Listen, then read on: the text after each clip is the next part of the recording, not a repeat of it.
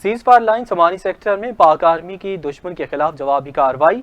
भारतीय ड्रोन मार गिराया। भारतीय फौज की सिविल आबादी पर मार्टर शेलिंग के नतीजे में खातून समेत 3 अफराद जख्मी। इमलाक को शदीद नुकसान पहुंचा। जराये के मुताबिक सीज फायर लाइन समानी और बाक्सर सेक्टर में आज सुबह काबज भारतीय फौज की जानिब से सिविल आबादी पर बिला इश्तियाल फायरिंग और मार्टर शेलिंग के नतीजे में खातून समेत 3 अफराद जख्मी हुए हैं और जख्मियों में नालीकार रिहायशी दोनों टांगों से माजूर शख्स मुजम्मिल हसन, जिसे पाकिस्तान आर्मी की जानिब से फौरी तिब्बी इमदाद देने के बाद भिम्बर मुंतकिल कर दिया गया।